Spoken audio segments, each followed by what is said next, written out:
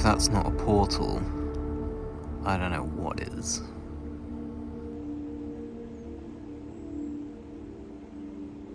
This part of the forest is unbelievably beautiful. Look at the roots. These trees are just holding this river. This whole land is just held together by these trees. It's absolutely gorgeous and I love it. I can't think of a better way to spend my time than wandering around an ancient forest. Goodness gracious. It just makes me so happy to be out here on a gorgeous, gorgeous day. Look at this sunshine that's coming through here. Look at it. What's not to love about life when the sun is out, the sky is blue, and it's just you and the doggos and the river and the forest. This is where I've been coming through the winter, especially the last month, this specific bit of forest, to just actually let the river remind me to let it all flow, to go with the flow, to trust the process. The trees are teaching me so much, and I'm talking the basics here, like how important rooting down is. Completely beyond words. It's fun to try and use words to describe how insanely sacred this whole symbiosis is, and the way that it's unfolding in such chaos but with such gorgeous order. And there's no like competition. Survival of the fittest is such an old paradigm. Everybody is helping everybody else thrive. All of these trees are beings. The river, don't even get me started on what water is. Just life force all around me. I can feel, this is something that I've really noticed over this last few months. Like, I've got these new beautiful levels of sensitivity where I can feel my nervous system is tuning in to these beings, to these trees, to the river. It's like I'm done pretending that this isn't all a massive miracle. It's our duty as part of this living ecosystem to protect this. It's so easy, actually, when you're not thinking about it too much.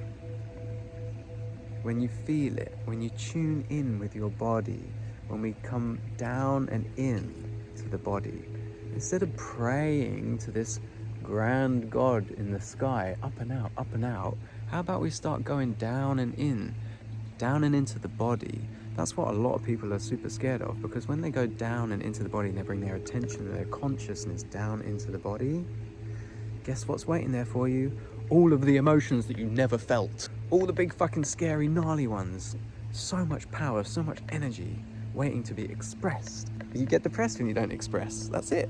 What you need to express, I don't know. I can't tell you what you need to express. I can only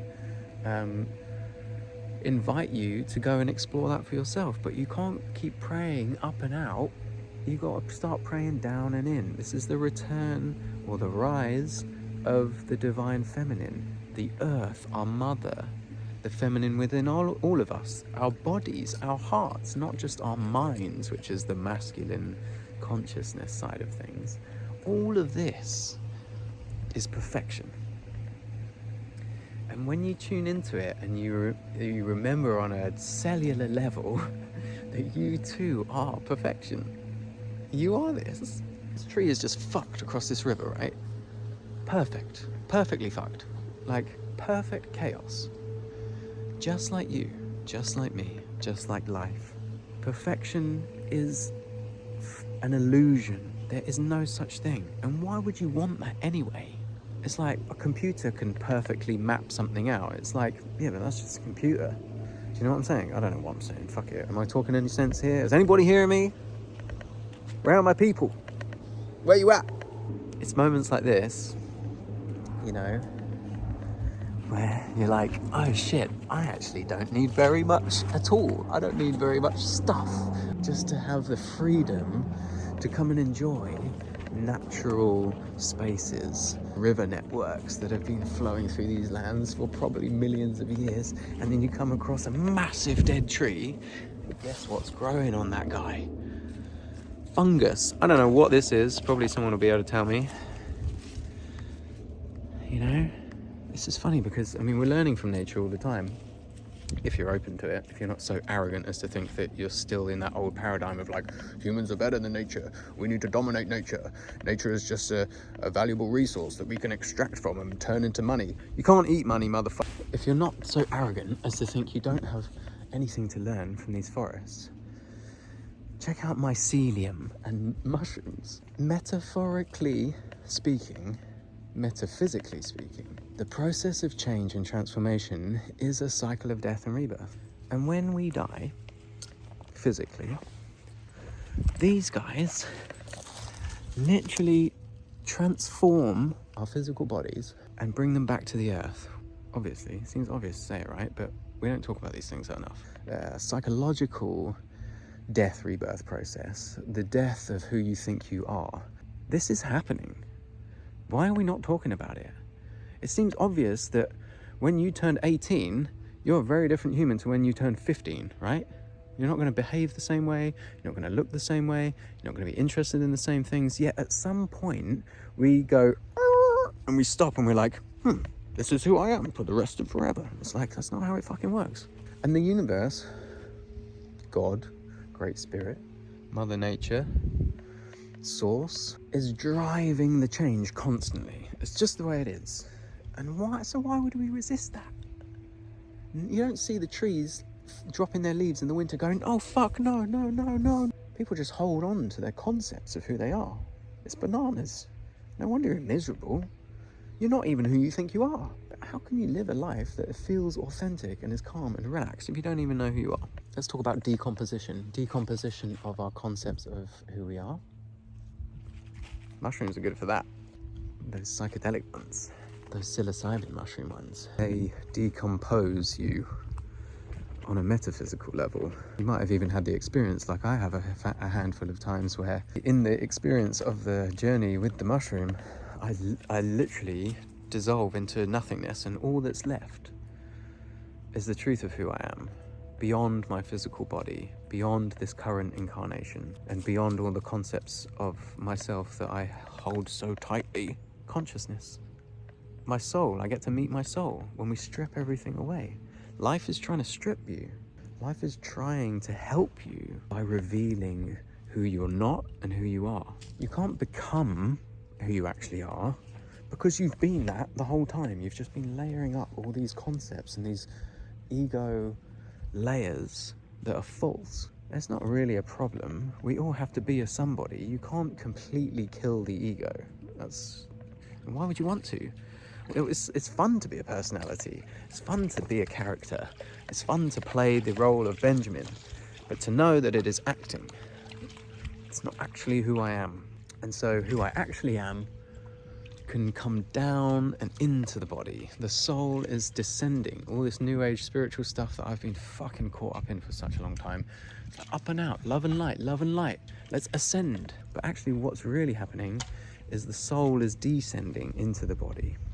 And the integration process of that is one of allowing who you think you are to transform, so that it's slightly more aligned with maybe the values of your soul, you know, like unconditional love and all that shit. Oh, just heard a horsey, just heard a pony. Look at this place, wow. Well, I thought I was done making videos where I'm yapping about stuff, but here we are. Turns out I quite enjoy it. Just look at this. What the fungi is that? Look at it. It's that. Oh my god. Guys, get out into the forest. If the sun's out, cancel your plans and go into the forest and get amongst it. It's the best thing that you could do for your soul.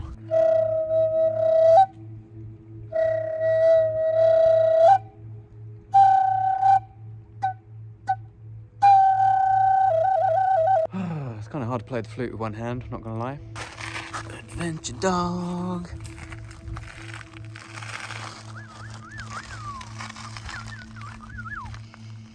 You like it here, Alf? Do ya? Do ya? Oh yeah.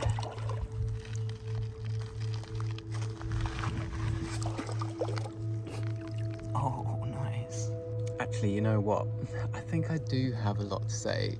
I just need to figure out a fun way of saying it, rather than just being like, just yappy, you know, and complainy. I do like making simple, vloggy, communicative videos like this, where I'm just like, hey, let's go to the forest and see what happens. Not everybody's interested in a lecture, you know what I'm saying? So I've got to find a happy balance, because I can't not share this with you guys. I love it. So yeah, fuck it, let's continue the iPhone vlogs. Guys, the walk ain't over yet. Let's go, come on. These dogs, they love coming for a walk with me. But we don't like walk the whole time. In fact, most of the time we find a spot and then we hang out. We don't really cover a lot of mileage, but we're out here for like 4 hours, usually. Look at this place. Look, England is so beautiful. I'm falling in love with my country, my own land. This winter, actually, funnily enough. Oh, I'm still on that mission for a van. Which is why I've got the whole, I've put some art back up on the website, and I'm going to be selling also some of the originals that I work on. So yeah, get the resources rocking and rolling so that I can get back at it, you know? Because although I might have my dark days, what always comes out the other side is a lot of light, even more light than before. Like, I've got a lot of positive vibes to share, and actually in that way, like going through the death, rebirth, sort of darker, shadowy aspects of life, which I've been avoiding my whole life, because we're not taught how to do that, are we? We're taught actually to avoid that at all costs. In fact, some people build their whole lives, structure their whole lives around avoiding the wound. So I feel very blessed to be doing this work in this lifetime, because as we delve into the darkness, like with this Seeds of Light piece of artwork that's been a manifestation of my difficult times, we go down into the darkest depths of the cave, and the light that we find down there is you. It's you the whole time. You're the light that goes down into the darkness with the flashlight, you know, looking for what's down here. What have I hidden down here as a child? What has society rejected? What have I rejected within myself? I'm down in these shadows. That's the subconscious mind. And the subconscious mind, a little bit like an iceberg, is the majority. It's the hidden bit. The conscious mind, the stuff that we're aware of, is actually the peak. It's only the tip of it.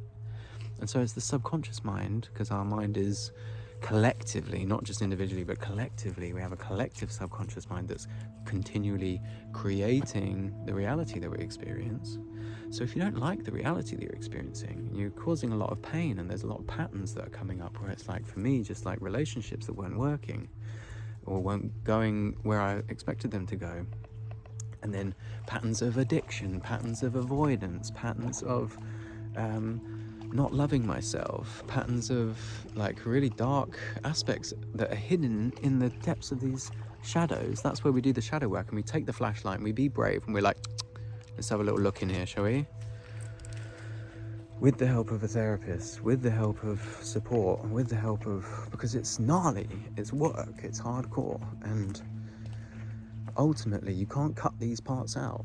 You alchemize them, you transmute them, we actually integrate them. We integrate the shadow aspects because there's a lot of power there, and we integrate them through loving them. So the journey of healing and the journey of awakening, that path is strewn with opportunities to do some deeper introspective reflection and see where you're actually holding back and hiding away the most powerful aspects of yourself, and to learn to love them, even those really dark, gnarly ones. And then when you come out the other side with the rebirth, and you're like, whoa, the part of me, the part of my subconscious mind that was creating this pattern of addiction for me with like weed, I've been addicted to a bunch of other things as well, Nothing too hardcore, luckily, because I'm a softie. That pattern, that's a part of my subconscious mind that is like, hey, you rejected me and I need your love. And then when you go through that process of learning to love that part of yourself, when you see it in another or you see it in the world, I can love it too. I can love the darkness within the world too. I don't want to add to it, but I can see it for what it is and not judge it. And then I also don't end up blaming the world for how I feel, because I know it's all an inside job. It's incredibly empowering. Look at this. Look how beautiful this place is. Look at this green stuff. I've never seen this in this part of the river before. I don't think we've been to this part of the river before, have we, guys? Do I know these trees? Not yet. Stunning. Just 'cause it might not be for you. This journey is not for everybody, you know? It's not part of this lifetime for everybody. It's totally fine. I get it. It's fucking the hardest thing I've ever done. And I spent 15 years becoming a world champion at a sport that I love. And this is harder than that. Although, sport and the development of yourself as an athlete, you have to go through also. You go on a journey of ego death. You learn how to lose. You learn how to win graciously. You learn, like, it's its own journey, just like art or music or healing or whatever. You become the person that can do the volume of training required to become a world champion, and then you become the person who mentally can keep it together on the start line of a world championships to then deliver the performance that you know you're capable of, that you've developed over years and years and years. It's actually a beautiful journey to go on, being a professional athlete or any kind of athlete. It doesn't matter. That's the cool thing about it. You've never run before, you're an absolute beginner, and your goal is to just run a 10K. That's your Olympics. It doesn't matter that it's not the Olympics. Don't compare yourself. That's an old paradigm. That shit's done now. If doing a 10K is your Olympics and you make it, that's a fucking journey that you've been on. And you should be proud of yourself because you've shed the old you in order to become the person that can run 10K. Isn't that amazing? Do hard things. Life is inherently hard. So you might as well choose your hard, you know? Whoa, Alfie's getting brave. Are you fishing, dude? What are you finding in there? So yeah, I know I said I'm going to do a little bit less yapping this year, and this is quite a yappy video. But what I mean by that is I'm going to not talk about things that I don't feel like I've actually fully embodied. A lot of the stuff that I'm talking about now, I feel like I've been through enough rounds of it to actually speak to it. And these are conversations that I think are important to be had. And I can't think of anything more interesting than the deep shit. I like to swim deep in these waters. What I love about nature is the textures of all of this. Like, look at the way the water dances. Look at the way the reeds move. Isn't that incredible?